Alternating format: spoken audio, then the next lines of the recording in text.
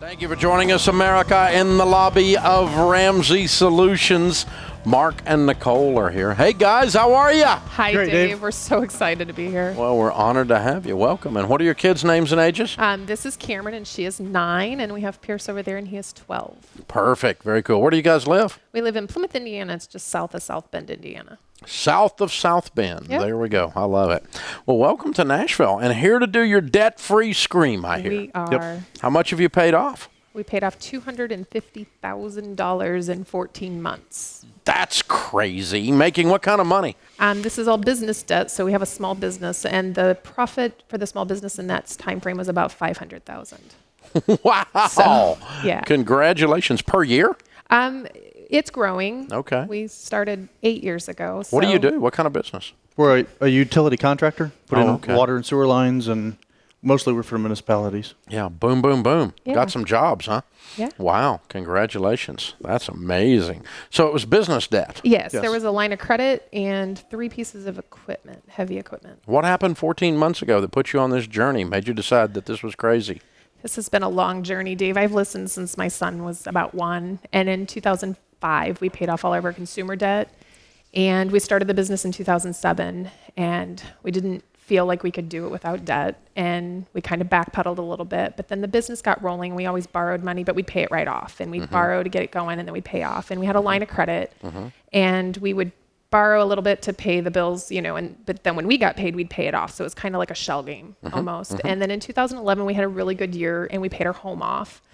And then in 2014, the end of 2014, I was just kind of sick of the shell game. I was sick and tired of dealing with the bank. I think it was a sign from God, because every time I went to the bank, they annoyed me and they made mistakes.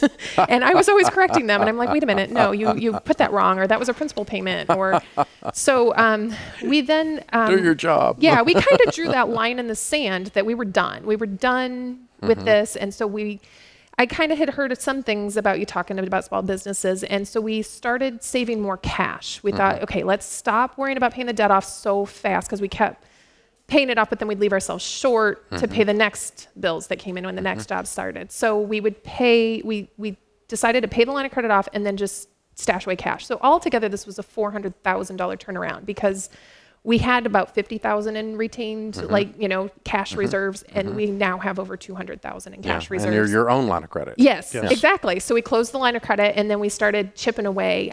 We went to when you had the one-day theater thing, the live event that was recorded in the theaters, and we walked out of there completely pumped up. We were like, we keep saying we're debt-free. Oh yeah, we're debt-free, except our business isn't. Yeah, except that little So $250,000. yeah, except that little bit there, So we said, okay, we're done. We're gonna, and I kind of said, well, let's have the line of credit still, be our own line of credit and have half the equipment paid off. And Mark came along and he's like, no, if we're gonna do this, we're going for it. We're gonna have that whole thing paid off. So I love it. Very cool. Very cool. So really, it just can't. It mattered. The principles were there. The idea was there. You just had to develop a system, and then you had to both be in agreement on the system to do it. And it really never was that you were spending the money on your lifestyle. You were just using it to grow the business faster than you had money. Yes. Yeah. And what really hit me was we were reading your book with Rachel, and when Rachel's line in there that says, with the credit card, you're always looking in your rearview mirror, and that really hit me hard. I mean, when I heard that and read that, that's what we've been doing with this line of credit and so forth, and mindset changed, and then the movie last November, and then we just killed it. And yeah, very cool. That's amazing, guys. Very, very well done. Congratulations. Well, it's a big deal just to change your mindset, because it causes you to head to systems then that applies the principles, and that makes everything. So, Mark, I've worked with entrepreneurs and Nicole long enough that, and small businesses with the entree leadership stuff, that I've seen a thing happen pretty regularly, where when you become in the business and everything completely debt-free, you start making different decisions in the business. It's when I'm dealing with cash, I have this weird thing. I'm more cautious on one hand, but on the other hand, I'm more bold. I'm very more bold. Much more bold. And it's made me I've made more money because I'm more bold. I can see myself there. Yes. Yeah. I think it's going to cause your income to go up, because you're not dealing with, you haven't got this thing in the back of your mind going, God, if I screw this up, it's going to take me out. You know, and if I pay cash for it, if I screw it up, the money's gone. It's a bad day. Right. But it doesn't take me out. Yeah. You can always make more money. Yeah. But it doesn't chase me. My mistake doesn't chase me for the next 5 years in the form of payments. So I think it changes the way small business people do business, because we are emotionally attached to our debt when we're in business. More than corporate America doesn't get that. They don't understand. It's a distant thing to them. It's a set of numbers to them. It's not their money anyway.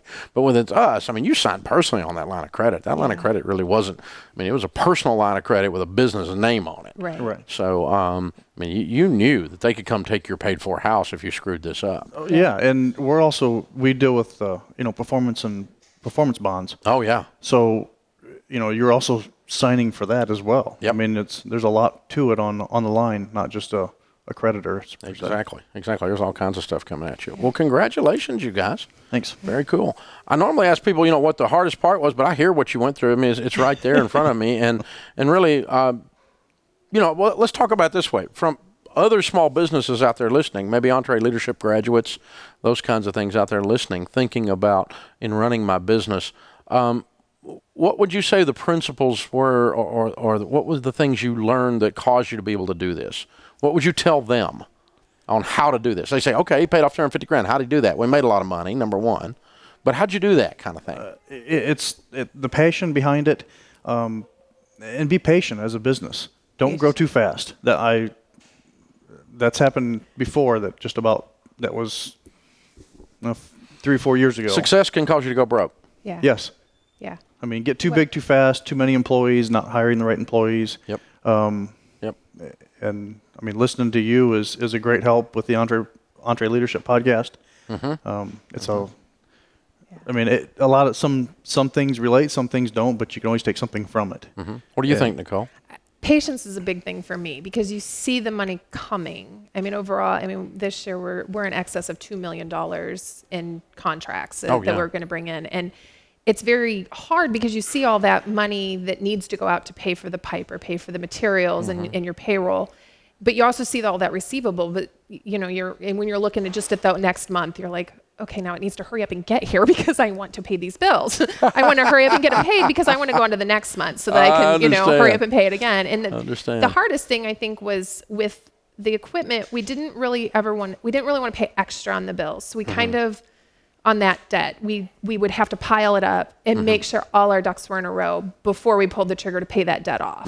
So we still did them smallest to largest after we took the line of credit out first because that was the most annoying. But but the smallest, equipment debt, and then so it was like, okay, let's say the first one was, it was like $16,000, so it wasn't as big. And I think the hardest thing, it was more of an emotional weight than a financial one, which so it's kind of like personal debt with a debt snowball. Yeah, in a way, but it's just a little different weight on it. Yeah, not to make it sound like it's not a lot of money because it was a massive amount of money. Oh yeah. But when you're paying a $2,000 excavator payment, it's like, okay, yeah, but I just paid that supplier $200,000 this month. It's $2,000 was chump change compared to that. Exactly. But the emotional burden of if something ever happened to him, I'm going to have this excavator sitting in my front yard, not know, I'm going to have to hurry up and get rid of it. Yeah. Really big flower pot.